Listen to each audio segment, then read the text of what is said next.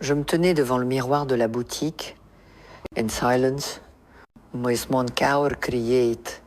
Je serrais une robe lavande, pâle contre ma poitrine, sentant sa soie douce et fraîche contre ma peau. Et je pensais, si je portais ça, saura-t-elle que je lui manque à ses côtés?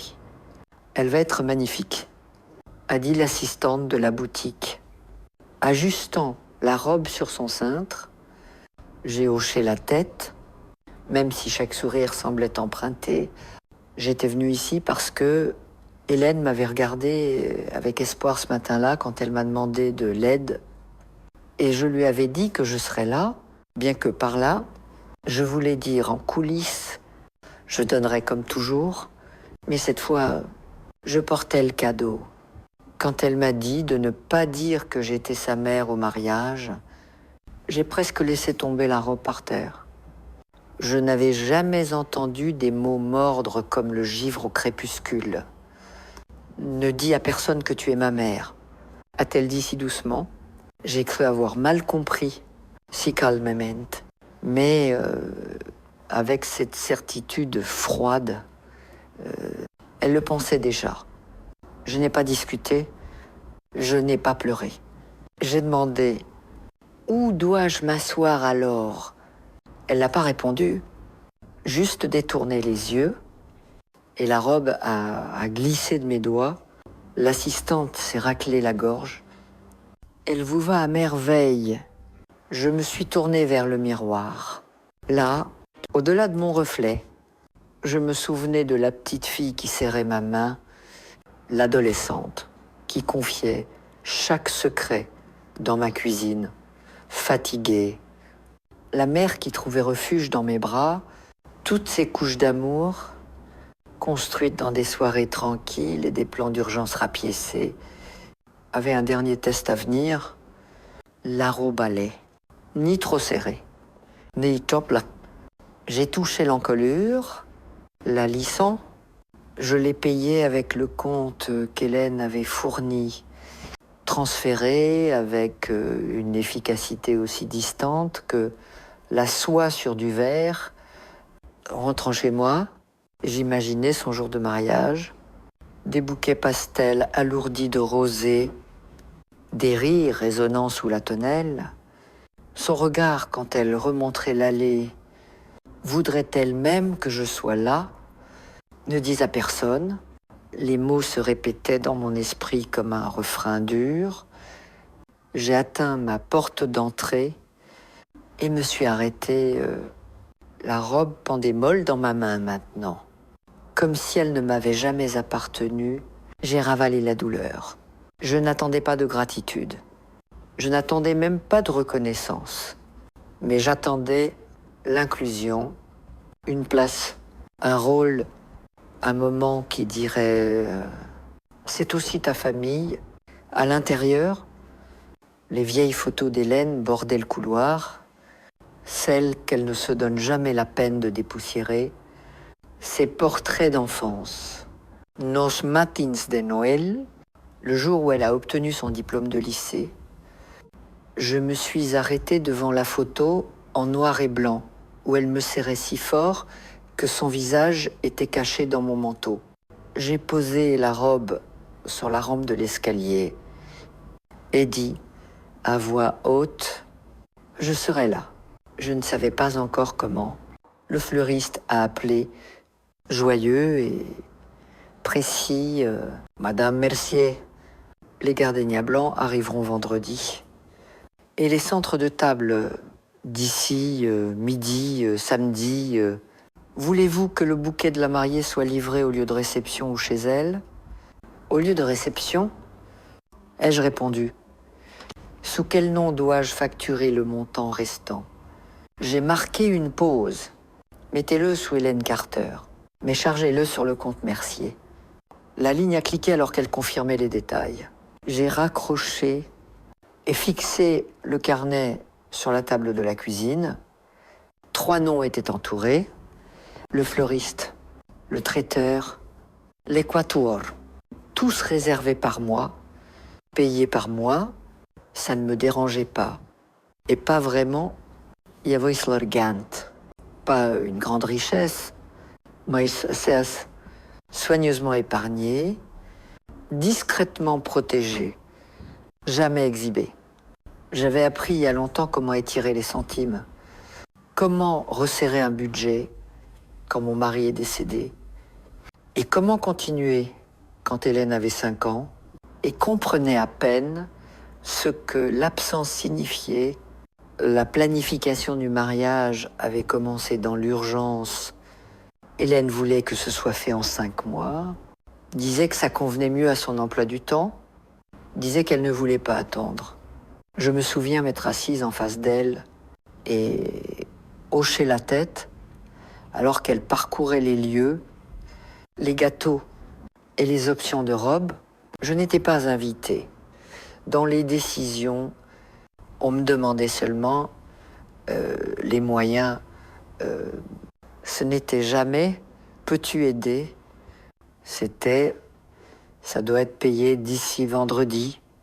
Mais j'ai dit oui, car je l'avais toujours fait, le gâteau, seul, aux amandes, garni de mousse au citron et de fleurs en sucre. Coûtait plus que ce que je dépensais en courses en 3 mois.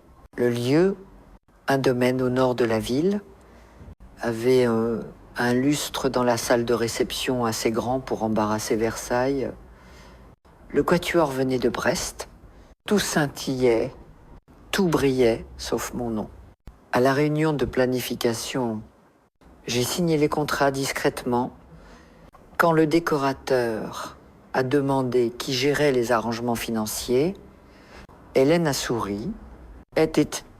Nous gardons ça en famille. J'ai hoché la tête, même en réalisant que j'étais pas ce qu'elle entendait par nous. Elle l'a dit avec son fiancé à ses côtés. Il est avocat d'entreprise Prowley, charmant. Il m'appelait Madame Mercier, même après que je lui ai dit qu'il pouvait utiliser mon prénom. Je ne pense pas qu'il aimait que mes ongles soient courts et que mes chaussures amples, ou que je pose des questions sur les frais cachés.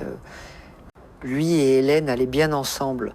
Si on regardait de loin, de près, je voyais le silence entre eux quand personne d'autre n'était là. Mais peu, est-ce que ça ne me concernait plus, j'ai quitté le bureau de l'agence tôt ce jour-là et marché le long de la rivière où Hélène nourrissait les canards autrefois. Je me suis arrêté et appuyé sur la rambarde, laissant la brise soulever l'ourlet de mon manteau. Je me demandais, quand j'avais été remplacé, si c'était arrivé en un instant ou progressivement en petits morceaux. Elle m'appelait à minuit à l'université pour demander si du paracétamol pouvait aider une migraine. Elle m'envoyait des messages vocaux des premiers mots de sa fille. Maintenant, elle m'envoyait des factures. J'ai acheté une pochette lilas en rentrant. Elle allait avec la robe. À l'intérieur, je porterai des mouchoirs, des bonbons à la menthe et un chèque. Les mêmes choses que j'avais portées à son diplôme, la même posture, présente. Moi, ici, invisible. Ce soir-là, le traiteur a appelé Madame Mercier. Juste pour confirmer le nombre final d'invités, dit Ballinger. Oui, et votre place? Je n'ai pas de table à signer. Et je dis, un silence. Oh, je weiß noter. Ne faites pas. Et je dis doucement, suivez simplement les instructions, car je comprenais les instructions maintenant. Ils n'avaient pas besoin d'une mère. Ils avaient besoin d'un mécène, et j'étais prête à être les deux pour l'instant. Quand Hélène avait 9 ans, elle m'a demandé si les mères des autres filles travaillaient aussi de nuit. Nous étions assises par terre à plier du linge. Et elle assortissait les chaussettes par motif, comme si c'était un jeu de puzzle. « Je ne pense pas », a-t-elle dit doucement. La mère d'Ashley vient la chercher tous les jours après l'école. Elle apporte des cupcakes le vendredi. Yairi, eh bien, Je ne suis pas douée pour les cupcakes. Elle n'a pas souri. J'ai été infirmière à l'époque, à temps plein. Des doubles gardes quand ils avaient besoin de moi, ce qui était fréquent. Notre appartement était petit, propre et calmé. Hélène avait sa propre chambre et je m'assurais qu'elle ait tout. Livres scolaires, argent pour le déjeuner, un manteau chaud.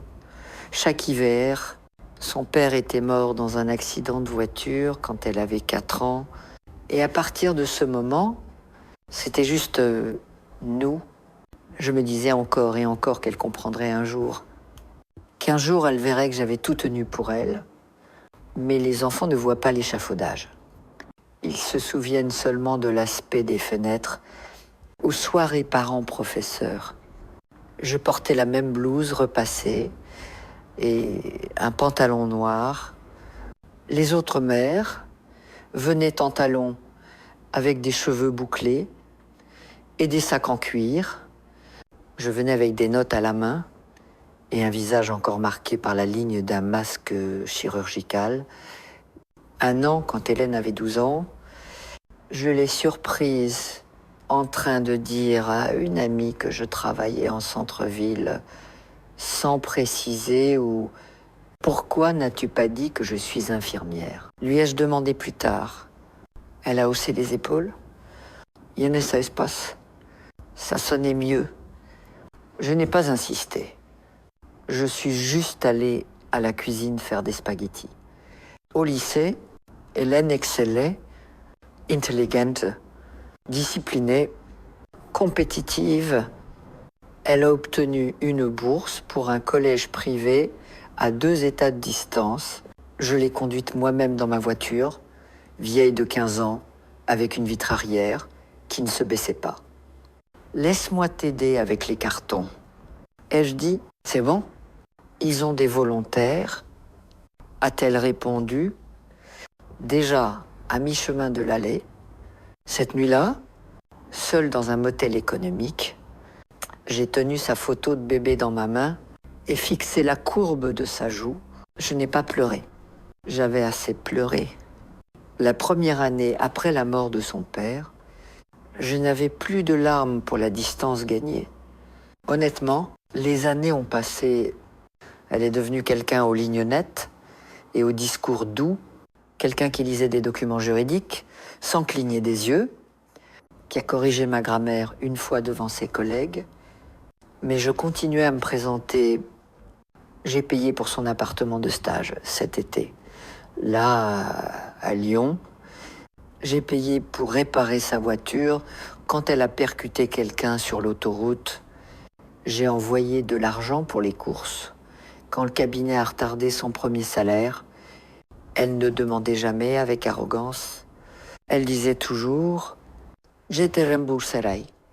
Elle ne l'a jamais fait. Et je n'ai jamais demandé, car certaines dettes ne concernent pas l'argent, elles concernent la croyance. Dire par l'action « Je crois encore en toi ».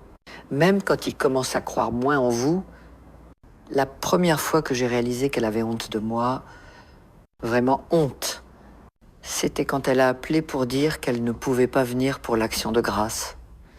Nous allons chez les parents de mon fiancé. A-t-elle dit ? Ils vivent en ville. Plus ou moins. J'ai découvert plus tard qu'ils étaient à 15 km. J'ai fait une tarte quand même, aux pommes avec une touche de zeste, de citron, comme elle l'aimait quand elle était petite. Personne n'est venu la manger. Après ça, nous parlions moins. Toujours poliment, toujours transactionnel. Sa voix avait une cadence réservée aux répondeurs automatiques et aux services clients. Alors, quand elle m'a demandé de l'aide pour le mariage, sans chaleur, sans préambule, j'ai dit oui, car j'avais dit oui à tout, car je pensais que être enfin c'était la chose qui me ramènerait dans la lumière de son affection. Je n'attendais pas de gratitude, mais je n'attendais pas non plus de honte. La veille du mariage, je me tenais dans la salle de bain à boucler mes cheveux pour la première fois depuis des années. Je n'étais plus très douée, mon poignet raidi par l'âge. et le fer ne se fermait jamais tout à fait là où je visais. Mais je persistais. La robe était étendue sur le lit, ses plis lilas pâles, captant le soleil matinal. Je l'avais repassée soigneusement la veille et poli le petit fermoir de la pochette assorti. Mes chaussures à talons bas étaient près de la porte. Il ne restait que l'invitation. Seulement, elle n'était pas arrivée. J'ai vérifié le courrier à nouveau, au cas où. Toujours rien. Un prospectus, une facture de service public, un coupon pour un service de tapis dont je n'avais pas besoin. J'ai pris mon téléphone, ouvert mes courriels, puis mes textos. Rien d'Hélène. Pas de détails transférés, pas de rappel. Juste la même série de mises à jour logistiques de la planificatrice. Il y a des semaines toutes sèches et impersonnelles, à 9. J'ai appelé le lieu de réception. Je n'ai pas dit qui j'étais. Juste demandé l'heure de début de la cérémonie. Quintessera. Madame, a répondu la réceptionniste. La réception suit à 18. Veuillez vous enregistrer à la table des invités à votre arrivée.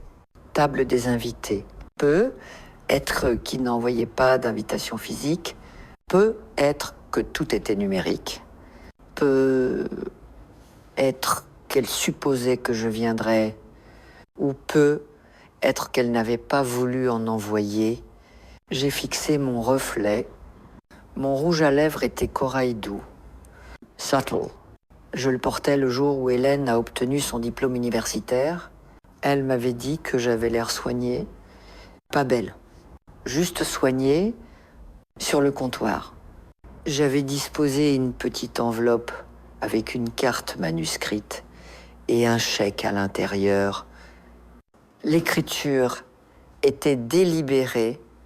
Je m'étais entraînée à Hélène et Charles pour le début que vous méritez. Je n'ai pas écrit avec amour. Maman, je l'ai juste signé JM. Je me disais que c'était pour être discret et élégant. Mais si j'étais honnête, je ne voulais pas lui donner quelque chose qui pourrait être cité à voix haute, pas si elle prétendait que je n'étais pas sa mère. J'ai fait une tasse de thé, mais elle a refroidi à côté de moi alors que je déambulais dans la maison. J'ai touché l'étagère qu'elle m'avait aidé à peindre quand elle avait 12 ans. J'ai ouvert le placard à manteaux et vu ces vieilles bottes de pluie jaune vif, pointure 3, encore doublées de molleton rose délavé. Elles m'ont fait sourire, puis elles m'ont fait mal. À midi, je me suis assise au bord de mon lit en combinaison, la robe toujours intacte à côté de moi, et fixé le silence. Était-il possible d'aimer quelqu'un si complètement et de ne pas être bienvenue au jour le plus important de sa vie? Je me disais qu'elle était stressée, que des détails avaient glissé, que quelqu'un d'autre avait oublié de m'inclure. Mais quelque part, à l'intérieur, je sentais la vérité là, calme et lourde. Elle le pensait quand elle a dit « Ne dis à personne que tu es ma mère ». Ce n'était pas une question de timing ou d'étiquette, c'était l'identité. Et l'identité ne se perd pas dans le courrier. Je me suis levée et zippé dans la robe. Le tissu semblait lisse, gentil, comme s'il se fichait de qui j'étais. J'ai appliqué un peu plus de poudre, ajusté les perles à mes oreilles et enroulé le châle gris doux autour de mes épaules. J'avais l'air d'une mère, juste pas la sienne. Apartment. Pourtant, j'irai, car tout ce que nous faisons n'est pas pour la personne qui nous a oubliés. Parfois, nous nous présentons pour nous rappeler que nous sommes toujours réels. Le parking était presque plein quand je suis arrivée. Les voitures brillantes scintillaient sous le doux soleil de printemps, alignées comme des invités elles-mêmes. Police, préparée, soigneusement choisie, ma Toyota semblait déplacée parmi elles. Mais ça m'était égal. Elle m'avait porté à travers des jours plus durs que celui-ci. Les terrains du domaine étaient parfaits, arches couvertes de lierre, marche Saint-Pierre, panneaux délicats, dirigeant les invités vers la pelouse de la cérémonie. Tous ceux que je croisais étaient habillés juste comme il faut, tissus soyeux, chaussures coûteuses, cheveux capturés dans des arrangements élégants. Je marchais plus lentement que la plupart, les laissant passer, les laissant ne pas me remarquer. En haut des marches, une jeune femme, avec un casque à souris, et demandait « Non, s'il vous plaît ». J'ai hésité. Jeanne Mercier. Elle a parcouru sa liste, fronçant légèrement les sourcils. « Je ne semble pas vous avoir ici. Êtes-vous avec la mariée ou le marié ?» J'ai regardé au-delà d'elle vers la pelouse, où des chaises blanches étaient disposées en rangées nettes. Je suis de la famille de la mariée. Et je dis doucement. Elle a hoché la tête, toujours incertaine. Vous pouvez attendre juste sur le côté pour l'instant. Je me suis écarté, mon cœur battant un rythme étrange. Les invités riaient et se saluaient. J'ai vu Charles au loin saluer l'oncle de quelqu'un avec une poignée de main ferme. Je n'ai pas vu Hélène. Puis j'ai senti une main sur mon coude. Un parfum familier m'a atteint d'abord, jasmin blanc et quelque chose d'agrume, l'odeur d'Hélène. Elle se tenait à côté de moi avant que je puisse parler.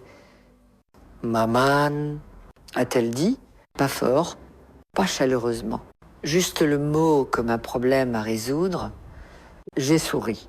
« Bonjour, ma chérie, tu es. Nous devons parler. » A-t-elle coupé rapidement. « Viens avec moi. » Elle m'a conduite loin de la foule vers un chemin de gravier ombragé par des bouleaux. Ses talons crissaient fort sur les pierres. Les miens bougeaient plus doucement.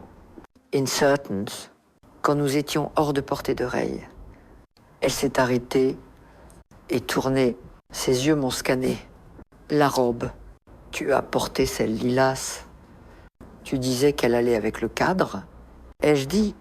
Je le pensais légèrement. Elle n'a pas souri. Je pensais que tu ne viendrais pas, a-t-elle dit platement. Il n'y avait pas de RSVP. Il n'y avait pas d'invitation. Ai-je répondu? Elle a soupiré. Frottant l'espace entre ses sourcils, ce n'était pas personnel. Nous avons essayé de garder ça petit et c'est compliqué. D'accord, Hélène. Ai-je dit doucement, j'ai payé pour la plupart de ce mariage. You sais, a-t-elle murmuré. Et je suis reconnaissante, vraiment. Mais la famille de Charles est très particulière. Ses parents sont ici. Ce sont des amis. Ils sont habitués à un certain type de... Elle s'est arrêtée. Type de quoi? Et je demandais doucement. Elle a évité mes yeux. Et puis elle l'a dit, ne dis à personne que tu es ma mère. D'accord. Je l'ai fixé. Le monde a ralenti. La brise qui semblait chaude avant semblait maintenant froide contre mes bras. Je suis désolée, a-t-elle ajouté rapidement. Ce n'est pas que j'ai honte. Je veux juste, ce n'est pas le moment pour des choses compliquées. J'ai besoin que tout se passe bien. J'ai ouvert la bouche, rien n'en est sorti. Je me rattraperai. A-t-elle dit, peut-être qu'on peut dîner la semaine prochaine, juste nous. Mais aujourd'hui, s'il te plaît, sois discrète. Ni koi person, ne dis rien. Ma gorge brûlait. Mais je l'ai ravalé. J'ai baissé les yeux sur mes chaussures. Tu me demandes d'être invisible et je dis, je te demande d'être gentille. A-t-elle répondu, juste cette fois, comme s'il n'y avait pas eu 100 autrefois, J'ai hoché la tête, bien sûr, et je dis, car que dit une mère d'autre quand son enfant a déjà fait le choix? Elle semblait soulagée. Merci, a-t-elle murmuré. Puis elle est retournée vers les autres, épaules droites, cheveux parfaits, visage rayonnant. Je suis restée seule sous les bouleaux, le vent passant doucement à travers les feuilles, le son des rires montant derrière moi. Dans ma main, l'enveloppe avec le cadeau semblait encore chaude de ma paume. Je n'ai pas pleuré. Je suis simplement revenue en arrière par où j'étais venue, un pas prudent après l'autre, comme une femme qui avait appris à marcher à travers le feu sans laisser de cendres derrière. Le photographe n'a pas voulu capturer le moment. Il ajustait son objectif, reculant vers le bosquet où je me tenais, son œil pris dans le rythme des clichés spontanés. Invités se saluant, infants s'agitant, demoiselles d'honneur, ajustant leurs écharpes. Il n'avait pas vu le visage d'Hélène quand elle l'a dit. Il n'avait pas entendu son murmure, mais il a capturé la façon dont sa main a saisi mon coude, la tension dans ma posture, la façon dont je regardais. Passe. Et j'ai... Mais juste derrière elle, quelque part au loin, was a click. Et juste comme ça, c'était enregistré. Il a souri poliment, se tournant. Oh, désolé, je voulais pas m'immiscer. Vous deux sembliez très connectés. Hélène a ri légèrement. Déjà en s'éloignant, j'ai réussi un petit hochement. Je ne sais pas s'il a senti quelque chose. Peut être plus tard, en triant les clichés, il a remarqué l'inclinaison de mon corps ou la façon dont ses doigts serraient trop fort ma manche. Peut être pas. Je suis restée immobile quelques secondes de plus, laissant le poids de la conversation s'installer en moi comme des pierres dans une rivière. Puis, je me suis tournée et marché discrètement le long du chemin latéral, loin de la musique, des chases, du son des instruments à cordes qui s'échauffaient. Personne ne m'a arrêté, personne n'a regardé deux fois. Au parking, ma voiture était là où je l'avais laissée, gris terne, parmi le chrome brillant. Je l'ai déverrouillée, glissée à l'intérieur et assise avec la porte entr'ouverte, laissant l'air me balayer. La robe s'était froissée à la taille. Je l'ai lissée d'une main, mécaniquement. Mes mains ne tremblaient pas. Elles auraient dû, je suppose. C'est ce que les gens imaginent quand les mères sont rejetées. Mains tremblantes, cœur, gémissant, larmes publiques. Mais la douleur en moi ne montait pas, elle s'installait profondément, solide, comme quelque chose qui avait toujours attendu d'arriver. Le chèque était toujours dans ma pochette, je l'ai regardé maintenant, plié avec soin, écrit avec une encre qui ne bavait pas, à Hélène et Charles, disait-il. Peu importait si j'ajoutais avec amour. L'argent ne portait pas le sentiment. J'ai posé l'enveloppe sur le siège passager. Un instant, j'ai envisagé de rentrer chez moi. Puis j'ai conduit à la place jusqu'au bord de la ville. Là, dans un café tranquille, près du lac, je me suis assise avec une tasse de café. Et sans appétit, la serveuse a demandé si je voulais de la crème. Et j'ai dit non. Et elle n'a pas demandé pourquoi. Des horses, des couples promenaient des chiens. Un tout petit pointait les canards. Le monde continuait.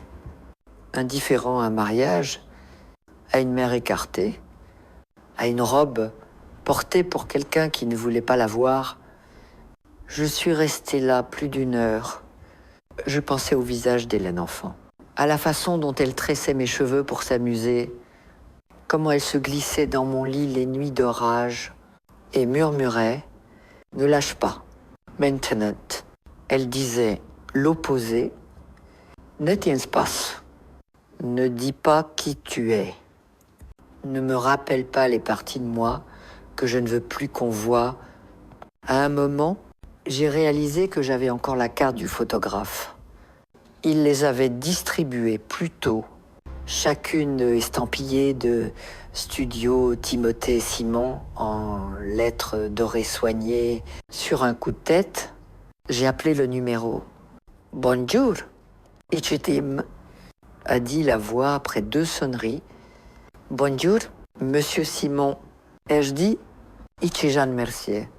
Je crois que vous venez de photographier un mariage au domaine de Grand-Am. » Oui, bien sûr. Belle journée pour ça. Je voudrais payer pour l'album.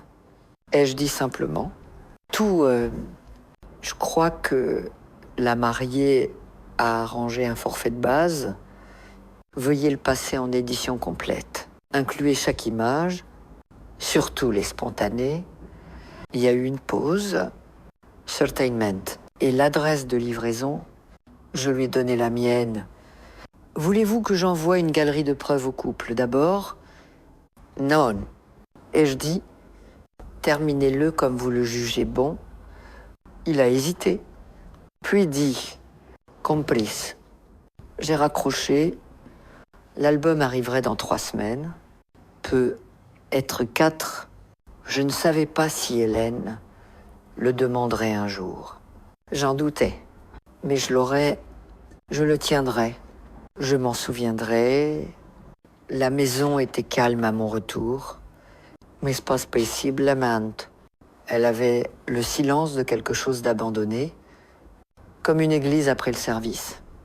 Un léger parfum dans l'air, des mouchoirs oubliés dans le banc. J'ai laissé la robe sur le dossier d'une chaise et me suis assise à la table de la cuisine sans allumer de lumière. Le silence semblait nécessaire. Pendant un long moment, j'ai juste fixé mes mains. La gauche portait la faible empreinte de mon alliance, disparue il y a des années quand j'ai cessé d'avoir besoin de son réconfort. La droite reposait légèrement sur mon téléphone. Puis je l'ai pris et appelé la banque. « Merci d'appeler Ashlyn Savings », a dit la voix joyeusement. « Comment puis-je vous aider aujourd'hui? Je voudrais parler à quelqu'un des paiements programmés récents. » Ai-je dit? Ma voix m'a surprise. Basse, stable, sans tremblement. Certainement, je vous mets en relation avec notre équipe des comptes personnels. Une pause, un léger clic, puis une nouvelle voix, masculine, chaude, efficace. Madame Mercier, Ichi Paul, que puis-je faire pour vous aujourd'hui? Je dois arrêter une série de paiements, des gros liés à un événement privé. J'ai nommé le traiteur, le fleuriste, le décorateur, le domaine. Il a écouté sans interruption. Puis-je demander la raison des annulations? A-t-elle doucement, comme quelqu'un essayant de ne pas marcher sur une blessure. Il y a eu un changement de circonstances. Ai-je répondu? Et je ne souhaite plus les financer. Il a marqué une pause. Certains de ces paiements sont programmés pour être finalisés cette nuit. Si nous agissons maintenant, nous pouvons intercepter la plupart. Je voudrais que vous le fassiez. Il a continué à taper. Puis dit, fight. Vous verrez les fonds restitués sur votre compte dans les 48 heures. Tout bien. J'ai expiré lentement. Une chose de plus. Ai-je dit, je voudrais ouvrir une fiducie séparée pour ma petite fille. Son nom est Sophie Mercier. Bien sûr. Avez-vous un agent tête pour le déblocage? 25 ans. Ai-je dit, ou plutôt, si elle est à l'école ou fait face à des difficultés, il a marqué une pause. C'est très attentionné. C'est en retard. Ai-je dit, Nous avons complété les documents par téléphone autant que possible. Je signerai le reste à l'agence le lendemain matin. Autre chose que je peux aider, Madame Mercier? Non. Et je dis, vous avez été plus utile que la plupart des gens dans ma famille aujourd'hui. Et Larry, pas méchamment. Eh bien, nous faisons de notre mieux. J'ai terminé l'appel et me suis adossé. L'horloge de la cuisine tiquait régulièrement. Sur le frigo, il y avait un dessin que Sophie avait fait il y a des années, elle et moi. Bonhomme allumette, tenant une glace sous un ciel d'étoiles, bleu tordu. Sa mère n'aimait jamais ce dessin. Disait qu'il nous faisait paraître pauvres. Je l'ai laissé quand même. J'ai pris l'enveloppe de la voiture, celle avec le cadeau de mariage, soigneusement, je l'ai ouverte et retiré le chèque. Je l'ai déchiré en 4 morcelons précis et les ai jetés dans la poubelle. Puis j'ai ouvert le congélateur et sorti un contenant de soupe au pois cassé. Hélène la détestait enfant. Sophie l'aimait toujours. J'ai chauffé un bol, les mangeai lentement. Chaque cuillère semblait un retour à quelque chose. Pas de l'amertume, même pas du chagrin, juste de l'autonomie. J'avais vécu si longtemps en réagissant aux besoins d'Hélène que j'avais oublié ce que ça faisait de choisir les miens. Plus tard, j'ai appelé l'agence d'événementiel. Une femme a répondu, voix jeune, avec une pointe de nervosité. Ici Meredith d'Arcadia Evans. Ici Jeanne Mercier. J'appelle à propos du mariage de Grantham. Oui, madame, a-t-elle dit, tout avance selon le planning. Y a-t-il quelque chose que vous souhaitez confirmer? J'annule les paiements. Ai-je dit? Silence, puis un rire cassant. Pardon. Quoi? Vous m'avez entendu? Mais l'événement est déjà en cours. Et ma décision aussi. Il y a eu du bruissement, puis une voix différente est arrivée, plus âgée. Madame Mercier, ici Élise, la coordinatrice en chef. Dites-vous que vous souhaitez retirer le financement. Je l'ai déjà fait. Vérifiez avec vos contacts bancaires. Une autre pause. Puis doucement, puis-je demander ce qui s'est passé? Pas besoin. Et je dis, informez juste le couple que leur bienfaiteur a retiré son soutien. Ils peuvent l'expliquer comme ils veulent. Élise a hésité. Nous informerons les prestataires. Certains services pourraient continuer par obligation contractuelle. Mais je comprends. Et j'ai terminé l'appel. Pour la première fois depuis des décennies, j'avais pris une décision entièrement pour moi, sans demander ce dont quelqu'un d'autre avait besoin d'abord. L'air dans la maison a changé, plus léger, peut être pas plus heureux, mais plus clair, comme quelque chose qui pendait dans les coins était enfin parti. La banque ouvrait à 9. J'attendais déjà à 8h30, assise sur le banc en bois dehors, avec un café que je n'ai pas fini, et un dossier glissé sous mon manteau.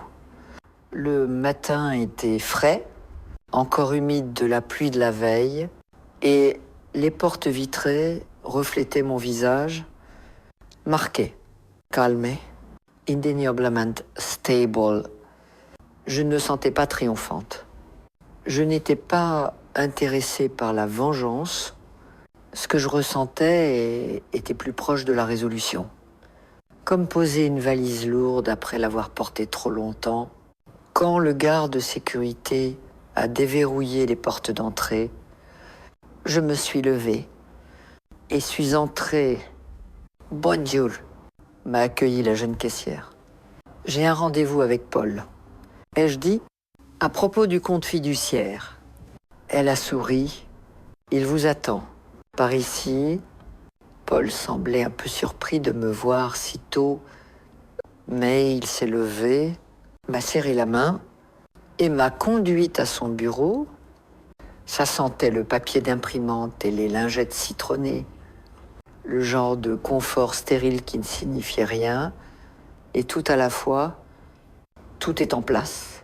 A-t-elle dit, affichant des fichiers sur son écran, les paiements ont été arrêtés à temps, un dépôt est passé, mais il est réversible. Le brouillon de la fiducie est prêt, il ne manque que votre signature. Il m'a tendu une copie imprimée, j'ai lu chaque ligne, pas parce que je ne lui faisais pas confiance, mais parce que je voulais savoir exactement ce que je donnais et à qui. Sophie Mercier, ma petite fille, ma seule vraie personne dans tout ce gâchis, qui m'avait regardé encore et encore comme si j'étais quelqu'un vers qui courir. Pas d'en s'éloigner. La fiducie serait modeste mais solide. Assez pour l'aider à traverser l'université, assez pour faire un choix, n'importe quel choix, sans négocier avec la culpabilité. Et s'il m'arrive quelque chose avant qu'elle soit majeure, et je demandais, nous avons inclus une clause secondaire, a-t-elle dit. Elle devient irrévocable et est gérée par un gardien tiers jusqu'à ses 25 ans. Bien, ai-je dit, j'ai signé chaque page lentement, soigneusement. Le stylo laissait une ligne bleue propre sur un papier qui n'avait connu ma signature que dans des contextes de dons, de cosignature de prêt, de virements pour frais de scolarité, d'ouverture de compte joint pour des gens qui m'utilisaient comme échafaudage. Celui-ci était différent. Celui-ci était à moi. Quand ce fut fini, Paul a glissé une copie dans un dossier soigné et me l'a tendue. Elle a de la chance. A-t-elle dit, les pensantes, elle est gentille? Ai-je répondu. C'est différent de chanceux. Je suis sorti de la banque et marché 2 pâtés de maison jusqu'au bureau juridique qui avait géré mon testament. Il y a des années, la secrétaire, une femme que je n'avais pas vue depuis qu'elle était enceinte de son 2e enfant, a levé les yeux et sourit. Madame Mercier, ça fait un moment, je voudrais mettre à jour mes documents de succession. Et je dis, bien sûr. A-t-elle hoché la tête? Je vais voir si M. Vernon est libre. Il était plus vieux maintenant, plus lourd autour des yeux, mais vif comme toujours. Il m'a offert de l'eau, que j'ai refusée, puis s'est assis derrière son large bureau en chêne. Et écoutez, j'ai besoin de retirer un bénéficiaire. Ai-je dit, et d'ajouter des protections autour de la fiducie que j'ai créée ce matin. Anne, complice, a-t-il dit sans demander pourquoi. Les bons ne le font jamais. Nous avons passé en revue les mises à jour. Méthodiquement, le nom d'Hélène a été retiré de l'héritage principal. Une clause a été ajoutée pour empêcher les contestations. Le libellé était clair, pas amer. Juste final. J'ai paraphé chaque changement. Ensuite, je me suis tenu au bord du trottoir et regardé la rue longtemps, les voitures passant, l'esquisse bougeante, des vies vécues, toutes détachées de la mienne. Puis je suis entré dans une petite boulangerie et me suis acheté une tarte au citron sans raison, sans occasion. Je n'en avais pas mangé depuis avant la naissance d'Hélène. Je l'ai ramenée chez moi, préparé une tasse de thé fort et me suis assise près de la fenêtre. La maison était immobile, basse, vide, juste calme comme un endroit qui n'est plus étiré, essayant d'impressionner qui que ce soit. J'ai sorti le programme du mariage. Je l'avais trouvé plié dans la poche de la portière de ma voiture Après avoir quitté le lieu, il listait le cortège nuptial, les parents du marié, une mention vague de la famille et des amis du côté de la mariée. Mon nom n'était nulle part. Je l'ai plié en deux, puis encore en deux, puis je l'ai glissé dans la cheminée. Il a brûlé sans résistance. Plus tard, j'ai composé le numéro de Sophie. Elle n'a pas répondu, probablement à la réception ou endormie après le tourbillon de la journée. Alors, j'ai laissé un message. « Salut, ma chérie, je voulais juste entendre ta voix. Pas besoin de rappeler tout de suite. Je serai toujours à la maison. » J'ai marqué une pause. Et Sophie.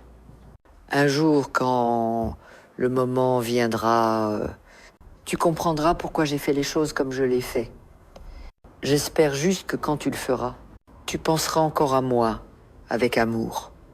Oh, j'ai raccroché, puis j'ai pris la tarte au citron, pris une bouchée, et laissé la douceur vive se poser sur ma langue. Ça avait le goût de quelque chose que je ne savais pas avoir manqué. Le coup à la porte est venu juste après 19. J'ai n'attendies persone, certainement pas cette nuit-là, pas après tout. J'étais encore dans mon pull de maison, l'assiette de la tarte au citron, dans l'évier. Le thé depuis longtemps froid. Quand j'ai ouvert la porte, Sophie se tenait là. Elle était encore dans sa robe de demoiselle d'honneur, soit rose poussiéreuse, froissée maintenant à la taille, une mèche de cheveux tombée de son chignon. Elle semblait fatiguée comme les jeunes le sont rarement, vraiment fatiguée, au fond des lames. Mais ses yeux étaient clairs. « Mamie » a-t-elle dit. Je me suis écartée sans un mot, et elle est entrée comme elle l'avait fait 100 fois auparavant. Elle s'est assise à la table, même chaise qu'elle choisissait toujours, celle près de la fenêtre. Elle n'a pas touché son téléphone, n'a pas gigoté. Juste me regarda et j'ai essayé d'appeler. A-t-elle dit? Je l'ai éteint. Ai-je répondu? Elle a hoché la tête comme si elle comprenait. Puis plus doucement, c'était un désastre. Tu le sais probablement déjà. Je n'ai pas répondu. A-t-elle continué? La nourriture n'est pas arrivée. La musique s'est arrêtée à mi-chemin de la réception. Le gérant a pris Charles à part et demandé une carte, disant que la réservation n'était pas finalisée. Toujours, je n'ai rien dit. J'ai versé un verre d'eau à la place et l'ai posé doucement devant elle. Sophie a tracé le bord avec un doigt. Maman ne savait pas quoi dire. Elle a dit aux gens que c'était une erreur de prestataire. Charles était furieux. « Oui, je l'ai regardé. Et toi ?» Elle a pris une longue inspiration. J'étais gênée pour eux. Voilà. Je me suis assise en face d'elle. La lampe au-dessus de nous bourdonnait faiblement. Des roses. Le vent passait dans les arbres. Ici, on aurait dit que le temps s'était arrêté. Elle m'a dit ce qu'elle t'a dit. A murmuré Sophie, pas directement. Mais j'ai demandé pourquoi tu n'étais pas assise avec nous. Elle a éludé. Dit que c'était juste des affaires de famille compliquées.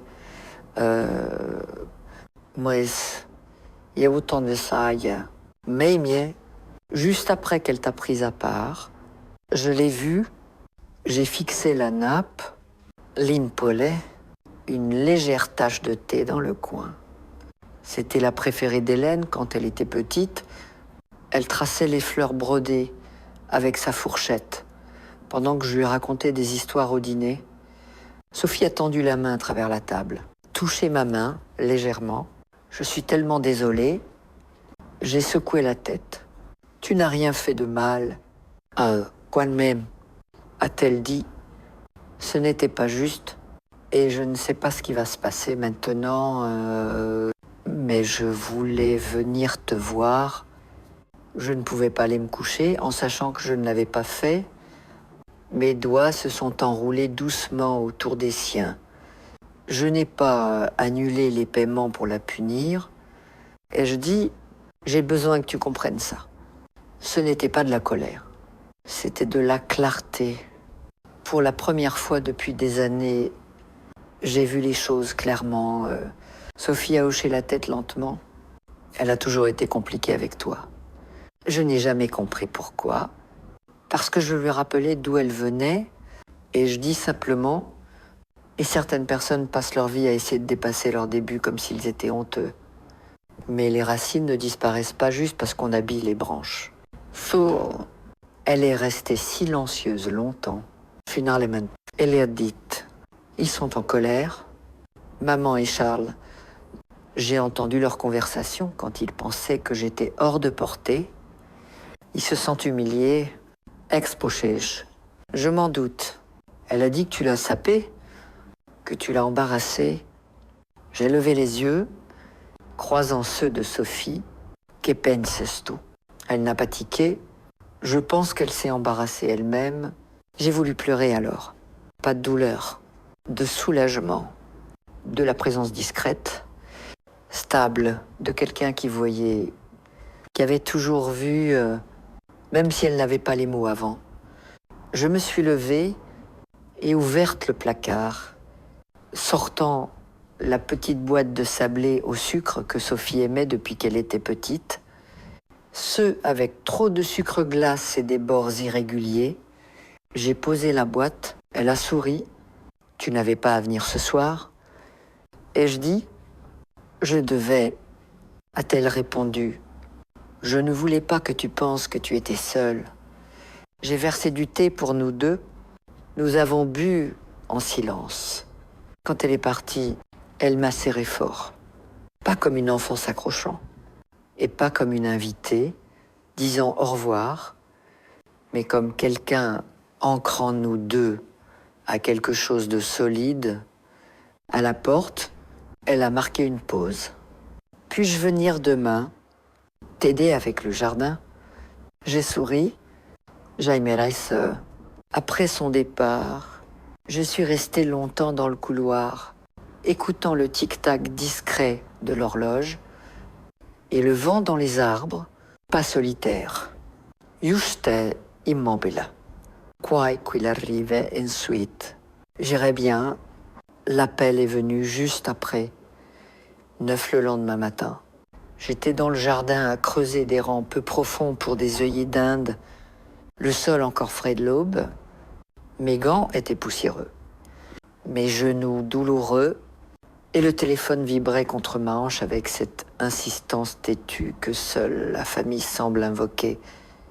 J'ai pas répondu tout de suite. J'ai fini le rang d'abord, les tapoter, puis me suis assis sur mes talons avant de retirer un gant et de vérifier l'écran. Hélène, je l'ai laissé sonner une fois, puis encore, la 3e fois, j'ai décroché. Bonjour, sa voix est venue tranchante. Tendo.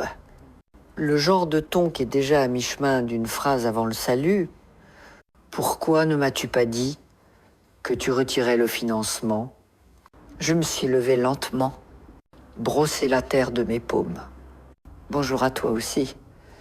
Maman, a-t-elle dit, baissant la voix comme si quelqu'un à proximité pourrait écouter. As-tu idée de la scène que tu as causée? Je n'ai rien causé. J'ai arrêté de payer pour quelque chose qu'on m'a demandé de garder sous silence. Ce n'est pas du sabotage. Hélène, c'est le silence qui devient du respect de soi. Et te face is confiance. A-t-elle dit, je t'ai demandé de garder les choses discrètes. Tu as dit que tu le ferais. Je l'ai gardé discret. C'est toi qui m'as mis sur la touche.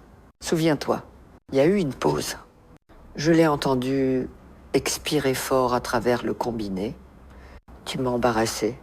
Non, Hélène, tu l'as fait quand tu m'as demandé de ne pas dire aux gens que j'étais ta mère. Chen, à mon visage à ton mariage, ce n'est pas ce que je voulais dire. C'est exactement ce que tu voulais dire. Sa voix s'est légèrement élevée. Sais-tu à quel point j'ai travaillé dur pour rendre ce jour parfait? Et toi, Hélène, ai-je interrompu doucement? As-tu même remarqué que je suis partie? Ça l'a arrêté. Je pouvais entendre les engrenages tourner. La pause était plus longue. Cette fois, je l'ai remarqué. A-t-elle dit enfin, éventuellement, à Jay Attendu. Elle a ajouté, ce n'était pas le moment d'avoir une conversation. Et pourtant, tu as trouvé le temps de me demander de ne pas être ta mère. À mon visage, à ton mariage. Ce n'est pas juste. Ça ne l'est pas. Elle était silencieuse. Je suis revenue dans la cuisine, le téléphone reposant sur mon épaule, le soleil peignant des rayures sur le sol carrelé. Tu as passé des années à tracer des lignes.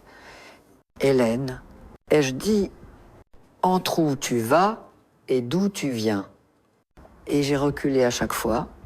Je me disais que c'était de la maturité, de l'indépendance, du progrès, mais je vois maintenant que c'était de la distance choisie, orchestrée et mesurée, et j'en ai fini de payer le péage pour ça. Je ne voulais pas que ça en arrive là, a-t-elle dit, plus doucement maintenant. Mais c'est arrivé. Que veux-tu de moi? A-t-elle demandé. Des excuses. Une scène publique. Tu veux que je dise à la famille de Charles que j'avais tort? Non. Ai-je dit? Je ne veux rien de toi. Plus maintenant. C'est le point. Yeah. Elle est ricanée. Chérik, après tout ce que je t'ai demandé, maintenant tu décides que tu es la victime. Je ne suis pas une victime. Hélène, je suis juste fatiguée de prétendre que je suis bienvenue dans une maison où je ne suis utile que si je suis invisible. Un autre long silence. Tu n'as même pas dit au revoir. Je n'en avais pas besoin. Et je dis, tu l'avais déjà dit, en instant, aucune de nous n'a parlé. Puis, d'une voix essayant fort de reprendre le contrôle, elle a dit, tu as clairement fait ton choix. Et je le respecterai, mais tu as brûlé un pont qui ne se reconstruira pas facilement. Yes, et je dis, elle a raccroché. J'ai posé le téléphone face cachée sur le comptoir et me suis tenue au milieu de la cuisine, laissant le calme revenir. Puis je suis retournée au jardin. J'avais des œillets d'Inde à finir et un après-midi encore à moi. Le colis est arrivé le jeudi. 4 jours après le mariage, il est venu dans une boîte plate carrée, enveloppée de papier brun épais, avec un autocollant doré dans le coin. Studio, Timothée, Simon, pas de notes, pas d'appel. Juste la boîte reposant proprement sur mon perron comme n'importe quelle livraison. Je l'ai ramenée à l'intérieur et posée sur la table, la fixant longtemps. Je n'étais pas sûr de vouloir l'ouvrir. Pas parce que j'avais peur de ce qu'il y avait à l'intérieur, mais parce que je savais déjà. Pourtant, j'ai pris les ciseaux, coupé le ruban et soulevé le couvercle. À l'intérieur, un album gris foncé, relié en tissu, le genre qui chuchotait la permanence avec son poids. Je l'ai posé sur la table et ouvert à la première page. L'image de couverture était attendue. Hélène et Charles, marchant main dans la main sur le chemin du jardin, la lumière du soleil filtrant à travers les arbres, son voile capturé en l'air comme quelque chose de divin. J'ai tourné la page, la cérémonie, des rangées d'invités souriants, les mains du pasteur levées en pleine bénédiction, le visage d'Hélène alors qu'elle jetait un œil à Charles. Tout parfait, tout planifié, puis venaient les spontanés. Je ne sais pas si Timothée comprenait ce qu'il capturait, mais il avait l'œil de quelqu'un qui écoute sans demander. Voilà, un cliché d'Hélène, saisissant mon coude, ses doigts serrés autour de mon bras, sa bouche près de mon oreille, un autre de mon visage, légèrement tourné. Expression indéchiffrable, je portais la robe lilas. On pouvait voir le châle doux autour de mes épaules, les perles à mon cou. On pouvait aussi voir la distance indéniable, in time, mais froide. J'ai tourné la page, les invités riants, trinquant, des assiettes de nourriture intactes, puis la réception des images qui auraient dû être joyeuses. Mais si vous regardiez de près, vraiment de près, vous verriez la tension dans les épaules d'Hélène. Le sourire forcé sur le visage de Charles. Dans un cadre, Sophie est dans le coin, regardant vers la chaise vide où j'aurais dû être page après page. L'album se dépliait comme une histoire que personne ne voulait raconter. Une belle journée, polie en surface, mais effilochée sur les bords. C'était pas vengeur, ce n'était pas cruel, c'était honnête. Vels la fine. Il y avait une photo que je n'attendais pas. Sophie et moi debout près des arbres avant la cérémonie. Elle avait dû me suivre quand j'ai commencé à m'éloigner. Dans la photo, je suis à mi-pas, une main levée pour ajuster mon châle.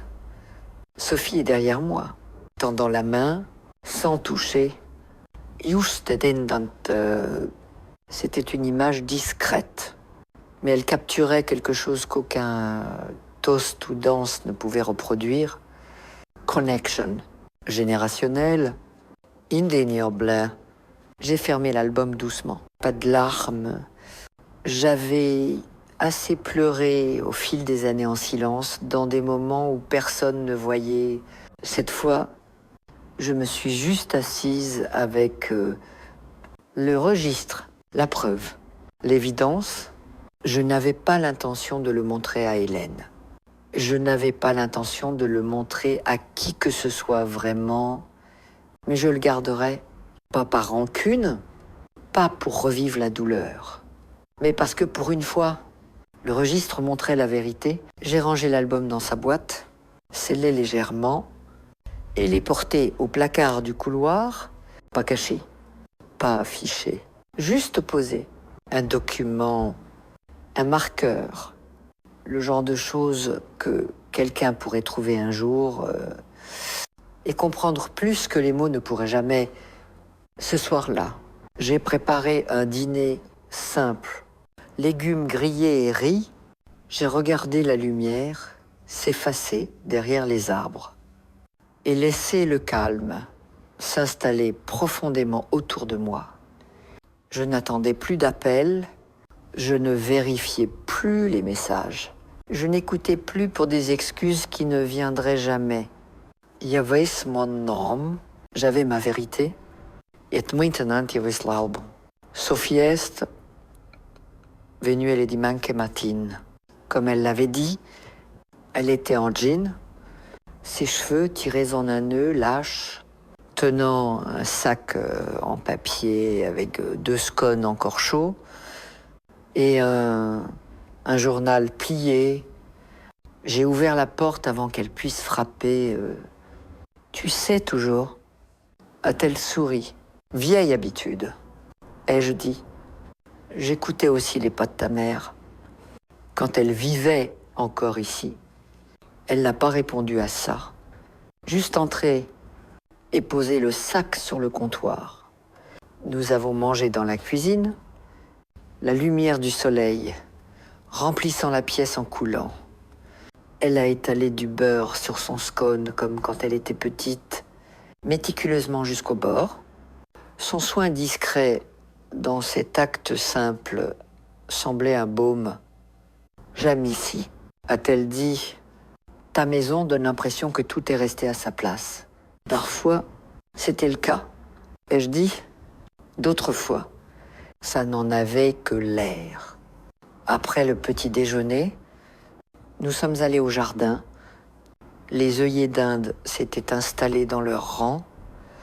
Sophie s'est agenouillée à côté de moi et a creusé avec ses mains, sans se soucier de la terre, sous ses ongles. Elle a posé des questions sur chaque plante. Je lui ai raconté les histoires. Comment certaines venaient de boutures, d'autres de graines données par des voisins partis depuis longtemps. Elle écoutait comme si rien de tout cela ne l'ennuyait. C'était nouveau. Versmede. Je me suis levée pour étirer mon dos. Sophie a essuyé son front.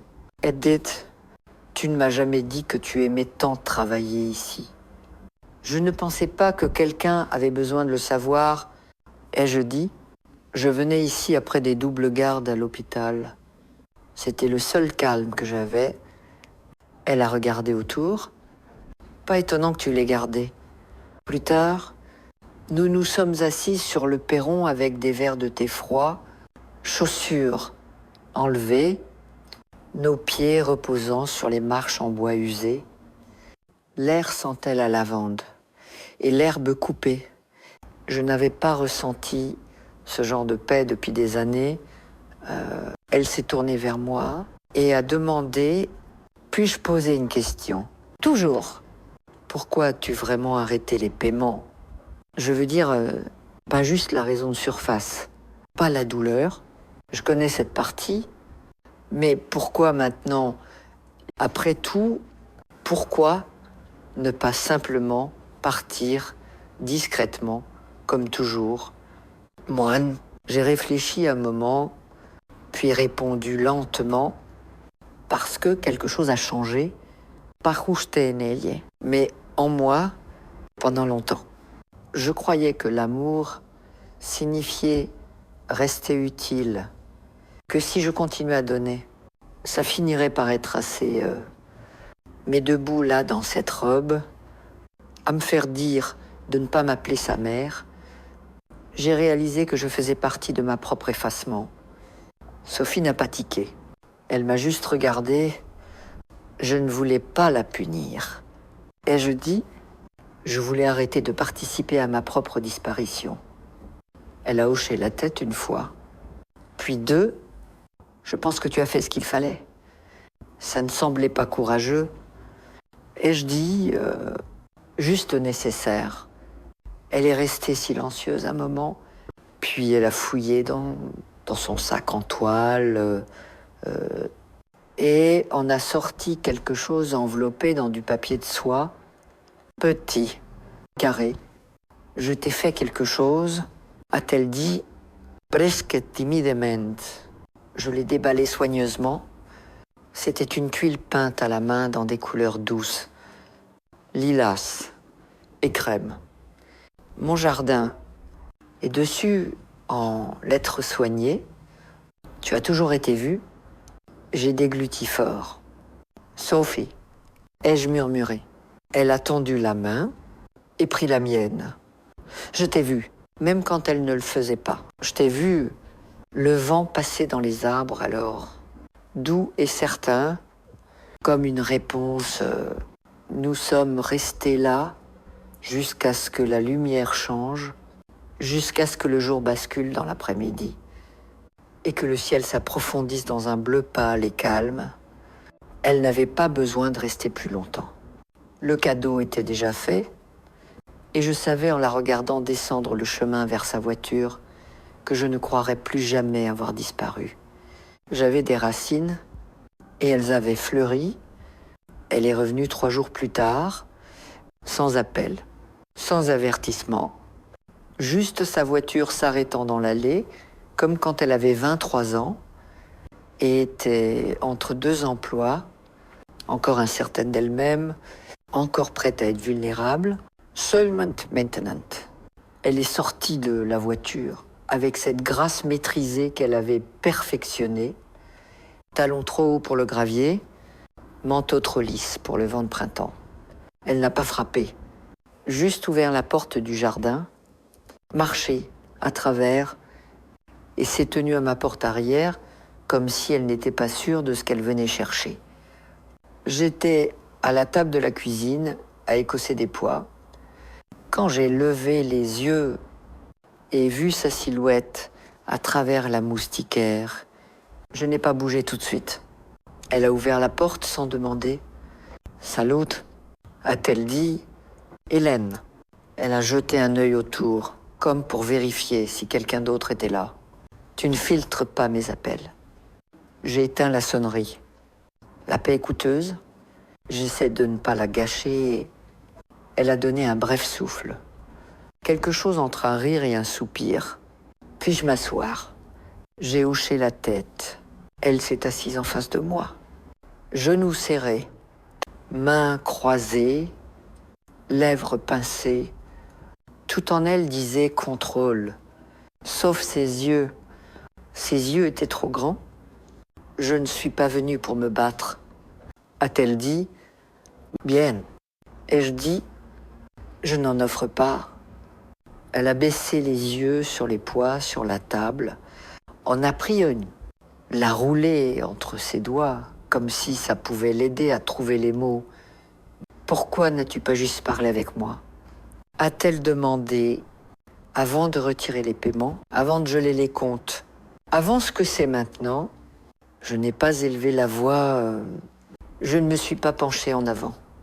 J'ai simplement dit, je te parlais depuis 30 ans. Hélène, tu as juste arrêté d'écouter. Elle a dégluti fort, mais n'a pas interrompu. Tu m'as demandé d'être partie de quelque chose. Ai-je continué?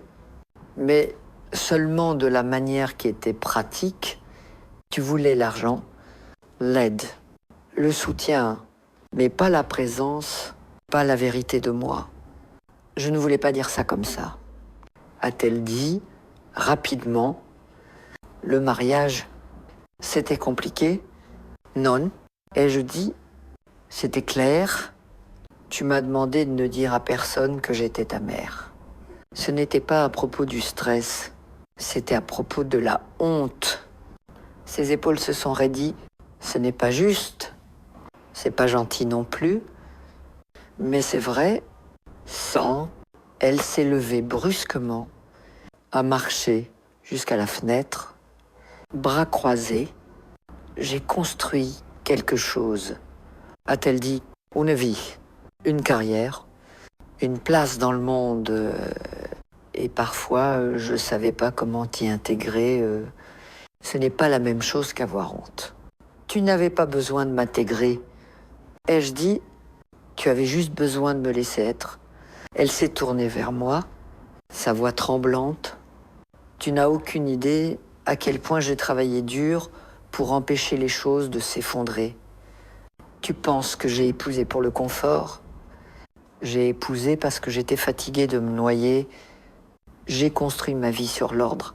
Parce que tout ce que je me souviens de l'enfance, c'est toi pleurant à l'évier de la cuisine et des factures qu'on ne pouvait pas payer. Rindet. Tu penses que j'ai oublié qui tu es? A-t-elle murmuré. Je me souviens de chaque nuit où tu restais éveillé pendant que j'étais malade, chaque garde que tu prenais quand on ne pouvait pas payer le chauffage. Je me souviens de l'aspect de tes mains après 15 heures en gants de latex.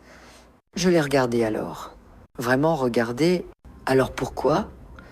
Ai-je demandé doucement. Voulais-tu me cacher? Elle s'est rassise lentement, parce que si je laissais la vérité de toi entrer dans cette pièce, a-t-elle dit, j'avais peur de perdre ce que j'avais construit. It was to fate. Elle a secoué la tête. Non, mais j'ai perdu autre chose. Dis, nous sommes restés là en silence. Je ne suis pas ici pour le pardon. A-t-elle dit enfin, je ne suis même pas sûre de le mériter. Je ne l'offre pas comme une récompense. Ai-je répondu, je l'offre comme une limite. Tu ne peux plus me prendre en morceaux. Hélène, je suis entière que tu choisisses de le voir ou non. Elle a hoché la tête, presque comme si elle s'y attendait. Peu, être même en avait besoin. Elle s'est levée à nouveau. Je ne sais pas ce qui vient ensuite. Alors prends ton temps. Ai-je dit, mais ne reviens pas avec des excuses enveloppées d'attente. Je n'ai plus de place pour la performance. À la portée, elle a marqué une pause.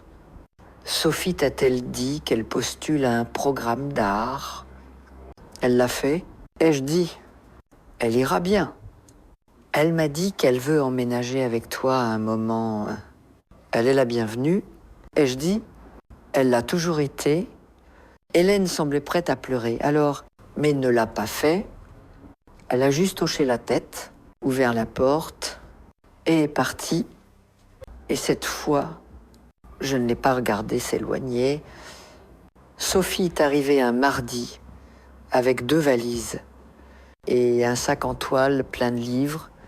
Elle s'est garée soigneusement, comme si elle ne voulait pas déranger le gravier.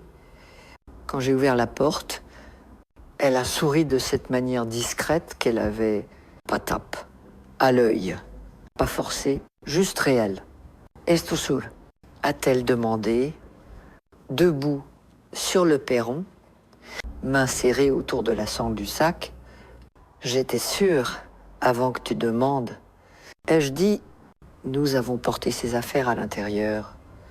Elle a choisi la chambre arrière, celle avec la lumière plus douce, les fenêtres qui s'ouvraient grand sur le jardin.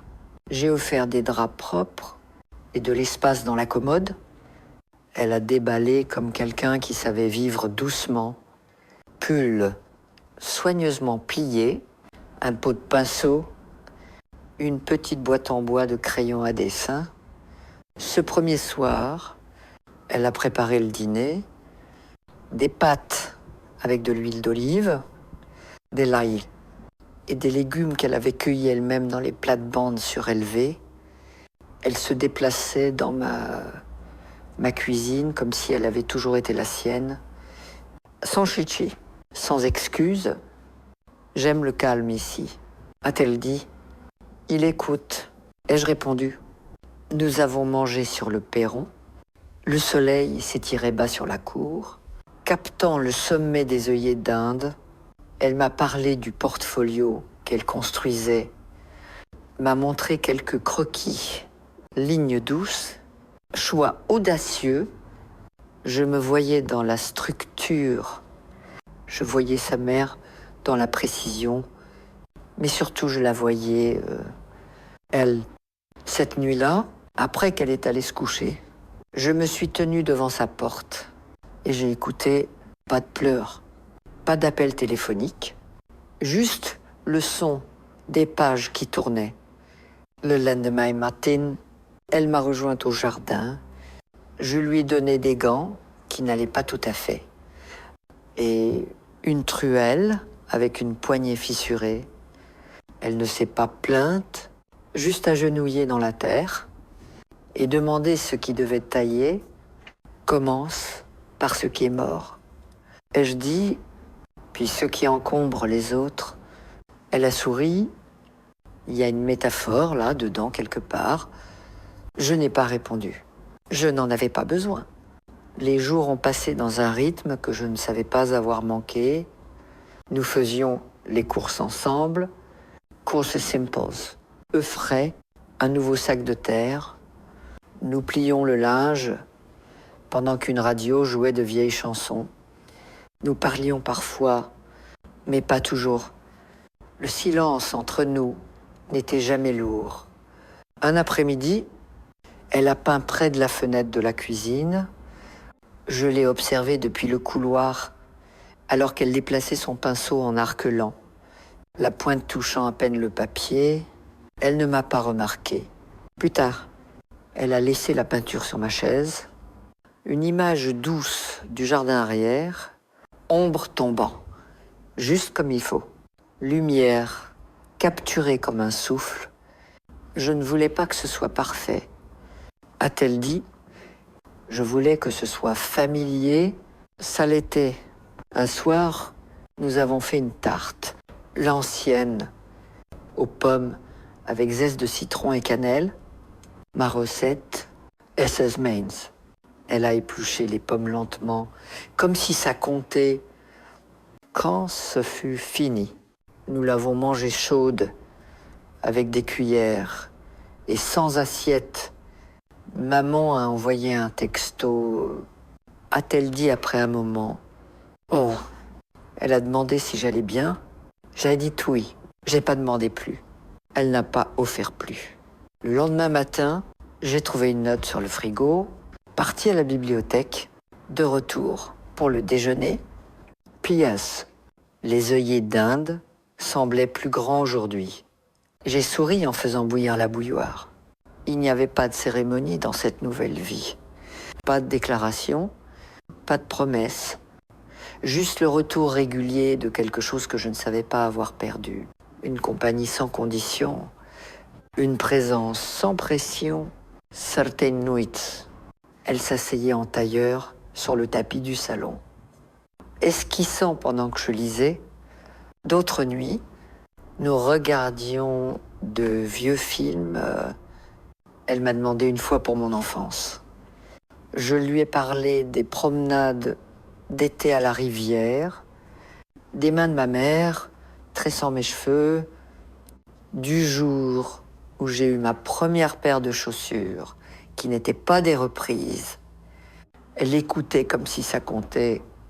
Une fois, elle a demandé « Te manque-t-elle » Ma mère, elle a hoché la tête.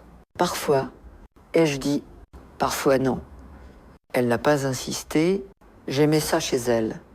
Il n'y avait pas de performance dans nos jours. Pas besoin d'expliquer, de justifier ou de protéger.